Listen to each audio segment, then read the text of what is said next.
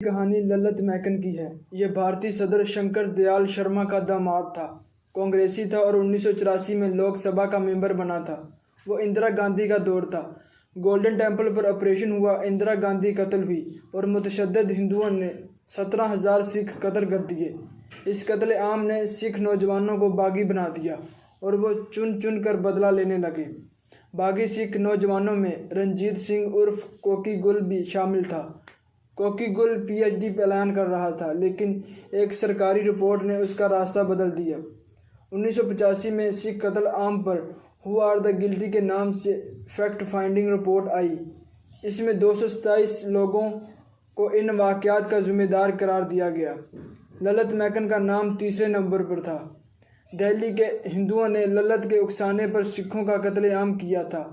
Cookie گل نے اپنے 2 ساتھیوں کے ساتھ مل کر 31 جولائی 1985 کو للت میکن پر حملہ کر دیا۔ للت کی بیگم گیتا نجلی اس کو بچانے کے لیے آئی اور وہ بھی فائرنگ کا شکار ہو گئی۔ للت کی صرف ایک بیٹی تھی، اونتیکا میکن۔ وہ 6 سال کی عمر میں یتیم ہو گئی اور اس نے محرومی اور نفرت میں پرورش پائی۔ وہ نانا نانی کے ساتھ صدارتی محل میں رہتی تھی، لیکن بچپن کی یادیں اور نفرت ہمیشہ اس کے ساتھ رہی۔ للت میکن کے 2 قاتلوں کو سزائے موت ہو گئی، جبکہ کوکی سنگھ امریکہ بھاگ گیا۔ نیو یارک میں گرفتار ہوا، 10 سال امریکی جیل میں رہا، بھارت واپس بھجوایا گیا اور اسے عمر قید ہو گئی۔ کوکی سنگھ بعد ازاں 14 دن کے لیے پیرول پر رہا ہوا۔ اپنی بہن کے ساتھ للت میکن کی بیٹی سے ملا اور اونتیکا کی نفرت ہمدردی میں تبدیل ہو گئی۔ وہ اس کے گھر گئی اور اپنے والدین کے قاتل کو معاف کر دیا۔ کوکی سنگھ رہا ہوا اور یہ دونوں خاندان اب بہت اچھے فیملی فرینڈز ہیں۔ دوسری کہانی کیرالہ کی نن رانی ماریا اور اس کے قاتل سمندر سنگھ کی ہے۔ سمندر سنگھ ایک عام کسان تھا۔ اس نے زمینداروں کے اکسانے پر عیسائی مبلغ رانی ماریا کو مسافر بس میں چاقو مار مار کر قتل کر دیا۔ رانی ماریا کو 58 زخم آئے تھے۔ یہ انتہائی ظالمانہ قتل تھا۔ سمندر سنگھ گرفتار ہوا، جیل میں گیا اور احساس گناہ کا شکار ہو گیا۔ رانی ماریا کی بہن اور بھائی اسے جیل میں ملے اور اسے نہ صرف معاف کر دیا بلکہ اسے اپنے بھائی بھی بنا لیا۔ یہ دونوں خاندان اب ایک دوسرے کے انتہائی قریب ہیں۔ سمندر سنگھ رانی ماریا کی بہن کے پاؤں چھوتا ہے اور وہ اسے راکھی باندھتی ہے۔ یہ کہانیاں بھارتی اداکار اور فلم ساز عامر خان کی ڈاکومنٹری فلم روبرو روشنی کا موضوع تھی اور یہ انسان کو اندر سے ہلا کر رکھ دیتی ہیں۔ قاتلوں سے پوچھا گیا کہ تم نے انہیں کیوں قتل کیا تھا، تو انہوں نے جواب دیا، ہمارے پاس اس کی کوئی ٹھوس وجہ نہیں تھی۔ یہ جواب سن کر میرے آنسو نکل آئے اور میں سوچنے پر مجبور ہو گیا کہ نفرت اتنی اندھی اور بلا وجہ ہوتی ہے۔ شاید واقعی نفرت کی کوئی وجہ نہیں ہوتی، کیونکہ انسان کے پاس اگر کوئی وجہ ہو تو یہ اسے دور کر لیتا ہے۔ یہ انسان کی بنیادی صفت ہے، لیکن اگر سرے سے کوئی وجہ نہ ہو تو پھر اس کے پاس دوسروں کے قتل کے سوا کوئی چارہ نہیں رہتا۔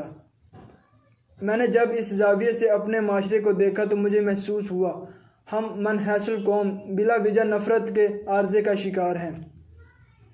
جہالت انسانی معاشرے کی سب سے بڑی بیماری ہوتی ہے اور یہ بیماری پہلے انسان، پھر خاندان اور پھر پورے معاشرے کو نگل جاتی ہے۔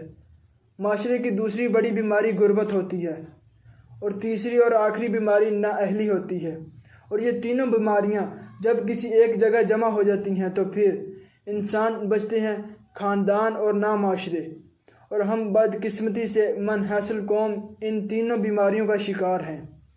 ملک کے 21 کروڑ لوگوں میں سے صرف 1 کروڑ لوگ کام کرتے ہیں اور انہیں بھی وہ کام نہیں آتا جس کا یہ دعویٰ کرتے ہیں۔ ہمارے پروفیشنلزم کی یہ حالت ہے۔ ہمارے ہر اصلی پولیس مقابلے میں پولیس کے لوگ مرتے ہیں اور ہر آپریشن میں سینئر ترین لوگ ان ٹرینڈ دہشت گردوں کا نشانہ بن جاتے ہیں۔ دوسرا، ہماری آدھی آبادی خطہ غربت سے نیچے ہے اور جو خطہ غربت سے اوپر ہے وہ بری طرح ذہنی غربت کا شکار ہے۔ گویا ہم سماجی اور ذہنی دونوں سطحوں پر غربت کے شکار ہیں، اور یہ ہماری پہلی اور انتہائی خوفناک بیماری جہالت ہے۔ ہم جب تک ان 3 بیماریوں کا علاج نہیں کریں گے، آپ یاد رکھیں، ہم اس معاشرے سے اس وقت تک بلا وجہ نفرت ختم نہیں کر سکیں گے۔ اور یہ کام ہوگا کیسے؟ یہ انتہائی آسان ہے۔ ریاست صرف 3 قانون پاس کر دے، یہ کتابیں لازم قرار دے دے، اسکول سے یونیورسٹی تک 1000 کتابوں کا سلیبس بنایا جائے اور یہ لازم قرار دے دیا جائے۔ اساتذہ کو ڈیوٹی کے بعد ان پڑھ لوگوں کو کتابیں سنانے کا کام دے دیا جائے اور ان کو اس کام کا باقاعدہ معاوضہ دیا جائے۔ سوشل میڈیا کے بعد علم کی ترسیل بہت آسان ہو چکی ہے۔ حکومت آڈیو بکس بنا کر پورے ملک میں عام کر سکتی ہے۔ یہ یوٹیوبر بھی اس کام کے لیے ہائر کر سکتی ہے۔ اس سے ہم جہالت کی بیماری سے نکل آئیں گے۔ دوسرا، 18 سال کے بعد ہر شخص کے لیے کام لازم کر دیا جائے، صدر کا بچہ ہو یا مزدور کا، وہ کام کرے گا اور اپنا بوجھ خود اٹھائے گا۔ اور تیسرا، جرمنی کی طرح ہم میں سے ہر شخص کے لیے کوئی نہ کوئی ہنر لازمی کر دیا جائے۔ یہ یاد رکھیں، ہم ہنرمند ہوں گے تو کام کریں گے، کام کریں گے تو غربت سے نکلیں گے، اور غربت سے نکلیں گے تو کتابیں پڑھیں گے، اور کتابیں پڑھیں گے تو ہمارا دماغ کھلے گا۔ پھر ہم اپنی نفرتوں کا جواب تلاش کریں گے اور اس سے معاشرہ بنے گا، ورنہ ہم بلا وجہ نفرت کی اس آگ میں جل جل کر مر جائیں گے۔ ہم ایک دوسرے کا اسلام ٹٹول کر ختم ہو جائیں گے۔